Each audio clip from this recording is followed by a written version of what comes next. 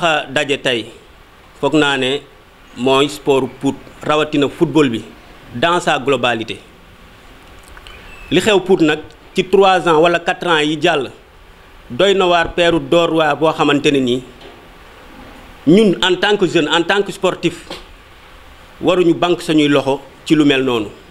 moo tax le collège des présidents d'ASC les zones de Pout maanaam zone 7A ak zone 7B ak le mouvement des jeunes sportifs de Pout ñu joxante suñu loxo pour fexe xeex fléau bii parce que fléau bii conséquences yi nga xamante ne mi ngi koy def ci jeunesse poutoise bi surtout ci sport bi conséquences yi kenn mënu ko mesurer man parfois damay wax sax tey ñun nous vivons ce qu'on appelle li ñuy wax la fuite des talents maanaam talent yi nga xamante ne ñoo nekk Pout doon ay jeunes war a servir footballu Pout tey ñëpp dem nañ ndax lan parce que li ñu am mën ko yor ko seen tànk mënuñu ko exercer ci biir Pout c'est désolant ñu ngi koy ñaawlu ba fu ñaawlu yem te loolu day dem ba répercuté wu ci équipe bi nga xamante ne mooy équipe bu fañoo bi nekk Pout ñu koy wax Pout Sporting Club boo xamante ne autant club bi mi ngi woon 2e division tey mi ngi division régionale pendant des années mënul fexe ba yéeg ndax lan parce que tey peut-être du ñu am ay joueurs yoo xamante ne nii ñu ngi fi di ko jouer wala joueurs yi koy jouer amuñu ay compétition yoo xamante ne mi ngi seen tànk ci nawetaan lañ ko mën a amee amuñu ko donc même début championnat bi dañ koy day feeñ parce que dañuy gis ne ñi amuñu compétition te loolu mi ngi dal sañu kaw tey sportu Pout ci pax la ne pax nekkul ci kaw de ci pax la ne au sous-sol donc dañu war a fexe ba sportu Pout boobu jóg dem ci kaw te li ko indi bari na bariwul yii la arrêt yoo xamante ne nii à chaque fois que dara xew ci beneen dëkk violence wala dara bu ñu arrêté foofu ñu arrêté Pout te Pout du ci dara wala beneen bi ci tegu ñu ñuy defar ay rapport yoo xamante ne nii di ko taxer jeunesse su Pout te damay wax devant les caméras la jeunesse poutoise n'est pas comme ça il faut le dire jeunesse su Pout jeunesse bu conscient la jeunesse bu am yar la parce que foog naa ne lii xew ci yeneen dëkk yi bu doon xew Pout jàpp naa ne kon ñun ñëpp dañuy tëj suñu biir kër yi ndax Pout wax dëgg yàlla dara xew fi c'est une jeunesse boo xamante ne ni conscient nañ ci les enjeux de l'heure kon tey li nga xamante ne moo nekk di ñu dal non waruñu dal jàpp nañ ne li nga xamante ne ñu ngi koy yóbbu ci préfet muy jël ay décision loolu amul Pout waaw loolu moom dañ koy wax mu leer beneen bi ci tegu mooy au niveau de la municipalité de Pout parce que tey municipalité Pout bi moo ñu bokk njaboote tey ñu bokk ak moom parti wala ñu bañ a bokk ak moom parti bu xësee ba falu c'est le maire de tous les Poutois donc li ko war mooy assister tous les Poutois que ce soit sur le plan éducatif sur le plan culturel rawatina nag sur le plan sportif rawatina football bi te football buñ ko waxee c'est un facteur de développement tey on a vu l'exposé ci bi nga xamante ne nii moom la gars yi def ci le référentiel Sénégal 2050 place bi ñu ci jox sport non c'est une place boo xamante ne nii bu yaatoo yaatu la te objectif yooyu pour autorité suprême bi réussir ko dama jàpp ne sport local bi mooy njëkk a développé wu ba pare sport local bi bu développé wu fa lay jaaree développé wu ci kaw mais on peut juste donner l'exemple de Bambali un Sadio Mané tey dafa développé Bambali te benn autorité jàppale wu ko ci mais ci lan la ko jaaree ci sport kon sport bi dañ koo war a jox cëram jeunesse bi dañ leen a war a jox seen cër man dama jàpp ne li ñuy def nii tey le maire il devait être là derrière nous le commandant il devait être là derrière nous le préfet il représente l'autorité tey bu ñu gisul Diomaye bu ñu gisee préfet mel na ni gis nañ Diomaye te ñooñu population bi moo leen tax a jóg te population bu la taxee jóg da ngay xool li population bi di jooy nga ànd ko ak moom jooy mais pas population bi nga koy jooyloo loolu rafetul kon ñu ngi lancer un appel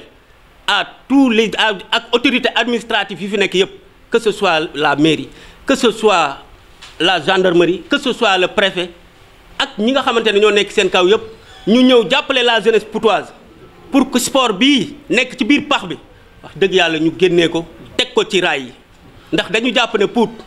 sport daf fi war a nekk un facteur de développement te jeunesse bi bëgg nañ ko lool sax kon pour terminer rek di wax ne 2 ans mi ngi nii 2 ans 2 années successives benn ASC jotul subvention te ASC yi il dépense beaucoup d'argent te bu fekkoon ne sax dañu dépensé wul dara mais y a des ASC yoo xamante ne joué nañ fi ay match yoo xamante ne nii ASC yi dépensé nañ plus de 500 000 francs da ngay dem ba stade ñu ne la match amul te loolu lu ko waral sécurité bi aussi il faut ñu wax ci bu ñu paree ci subvention yooyu il faut ñu wax ci sécurité bi parce que la gendarmerie tey dañu war a ñëw accompagner la jeunesse pour que lépp lu ñu soxla ci sécurité ñu jox ñu ko pour ñu mën a doxal mais tey li am na ñaari final joué nañ ko benn final joué nañ ko mu am violence mais violence yi ba mu amee on relate juste les choses la zone a sanctionné l'ASC à 10 ans de sanction 10 ans ñu aj ko 10 ans ñun sax ñu jàpp ne c'est une sanction bu suprême kon zone bi bu defee loolu wane na ne moom fi nga xamante ne fa la war a yem moom joué na rôle am mooy sanctionné rôle sécurité mooy ñëw jox ñu sécurité te vraiment sécurité bi dafay sooxe ndax bu ñu waxantee bu fekkee ne zone yi ñu ngi def loo xamante ne peut-être match amul mais li ci ëpp solo zone yi dañuy dox suba ak ngoon guddi ak bëccëg fu ne la ñuy dugg pour sécurité parfois dañ leen wax ne sax di ngeen am sécurité mais équipe yi dañuy préparé wu dem ba terrain ba supporters yi dugg ba fay ñu woo leen ne leen sécurité amul mais loolu fan lañ ko teg te Pout di localité boo xamante ne nii localité bu am solo la ci département bi waxuma la ci région bi tey localité yi nga xamante ne ñu ngi ci environ yi ay Suun ay 50 mais ñu ngi joué seen nawetaan mais ban localité ngay gis ne violence amu fa ci nawetaan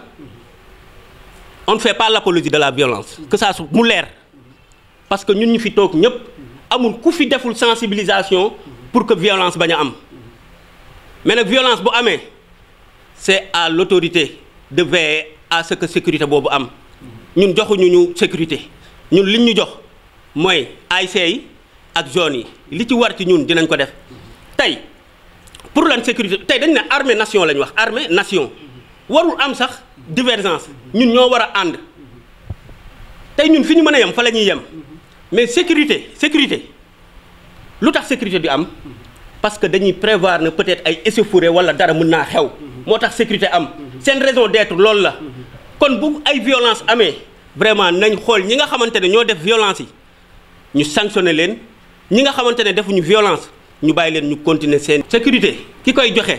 c'est le commandant te la zone dañuy def seen démarche yi war sañu match bi passé rek am nañ sécurité waaw mais non zone bi dama bëgg a wax ne zone bi li mu war a def mi ngi koy def que ce soit le commandant wala que ce soit son supérieur ñun en tant que jeunesse poutoise ñun li ñuy laaj mooy nañ ñu jox sécurité ak fu mu mën a jógee baax na mën a am bu fekkee ne c'est le président moo ñuy jox sécurité pour ñun ñu jouer nañu ko jox ñun nañu am sécurité rek parce que sécurité bi aussi ñëpp lañ fi nekkal luñ fi localité benn wala nekkal luñ fi Thiès wala nekk yeneen zones yi ñu ngi jouer Thiès ils jouent leur nawetaan ñu ngi am sécurité pourquoi pour ñu ngi jouer te mënuñu am sécurité te nous sommes d'égale dignité constitution bi li mu wax dafa leer les personnes sont d'égale dignité kon lu beneen zone war a am jàpp nañ ne Pout da ko war a am ñun foofu la ñuy waxee en tout cas ce que nous disons ici li ñuy wax mooy ñun li ñu bëgg la ñuy wax ñun sañu rôle ñu ngi koy def fi ñu war a jaar ñu ngi fay jaar li ci des nag ki ko war a def na ko matal c'est ça waaw arrêté préfectoraux yi aussi ñu ngi ñaan le préfet mu xoolaat arrêté yi vraiment am na ci ay marches yoo xamante ne sax déposé woon nañ ko pour def une marche pacifique mais dañ ñu ko tere une marche pacifique dañ ñu ko tere donc daal ñu ngi woo les autorités ñu accompagner la jeunesse poutoise pour que sport pour jóge ci pax mi ñu teg ko ci raay asalaamaaleykum wa rahmatullah. Saluons toute la population de Pout et l'assistance qui nous accompagne dans ce point de presse. Tout d'abord, on remercie la presse de sa présence pour matérialiser ce point de presse et prions pour que les auditeurs et les téléspectateurs qui nous écoutent et nous suivent soient bien édifiés sur le vécu de la jeunesse sportive poutoise. Nous associons nos remerciements à tous les acteurs qui ont contribué de près ou de loin à ce point de presse. Au nom de l'association des acteurs sportifs, le collectif des présidents des ASC et les zones de Pout, je me permets de vous relater la situation qui prévaut à Pout. Il est au constat inquiétant de toute la commune de Pout depuis plus de 4 ans, vivent une situation inquiétante, voire catastrophique, concernant le sport. Ceci est d'autant plus constaté dans le domaine du football et particulièrement dans les activités de masse visant les compétitions des navétanes. Depuis plus de 4 ans, la jeunesse poutoise a du mal à jouer les navétanes. Nul doute que le sport dans le monde entier rime avec violence, mais ça a été toujours pris en charge en amont et en aval. C'est dans ce registre que nos autorités sautent sur la première occasion d'échafauder pour arrêter toute compétition qui se déroulait. Les arrêts systématiques que subissent les compétitions se font souvent sans motif valable. Face à cette situation, le sport poutois en général et le football en particulier connaissent de plus en plus une mort certaine et les principaux responsables restent les autorités qui incarnent l'administration dans son ensemble. Nous arrive au moment de nos compétitions que d'autres localités qui n'ont aucun lien avec notre circonscription subissent des arrêts et que nos activités en payent les conséquences. Circonstance pour circonstance, nous recevons des arrêts préfectoraux avec des motifs que nous trouvons très bizarres. À la découverte de ces derniers, tout le monde se pose la question à savoir sur quel rapport se base M. le Préfet pour prendre ces mesures visant à arrêter nos compétitions. Au moment où nous parlons, les localités voisines sont en train de dérouler leurs activités sans souci. De cause à effet, notre équipe Fagnon, qui est Pout Sporting Club, subit les conséquences avec les résultats qui ne sont pas fameux ces dernières années. Les ASC sont restés pendant 2 ans sans recevoir de subventions venant de la mairie. À cela s'y ajoute que chaque année, les ASC dépensent chacune beaucoup d'argent pour les démissions des joueurs, achat de chaussures et kits sportifs pour les joueurs, confection de licences, etc. Et les compétitions ne se déroulent pas. Il arrive souvent que certains ASC se retrouvent endettés à cause de ce fléau. Sur ce, nous dénonçons avec la dernière énergie les injustices citées, entre autres, à savoir les arrêts récurrents de nos compétitions. Nous voulons une organisation continue de nos activités sans arrêt, le manque de sécurité pour couvrir les journées, l'absence de subventions venant de la mairie durant ces dernières années. Nous exigeons sans délai le versement des subventions aux ASC. Face à toutes ces dénonciations, si rien n'est fait dans les jours à venir, nous allons passer à la vitesse supérieure. Je rappelle que cette bataille est menée par toute la communauté sportive poutoise sous la coordination et le pilotage de l'association des acteurs sportifs, le collectif des présidents d'ASC et les zones de Pout. Je vous remercie.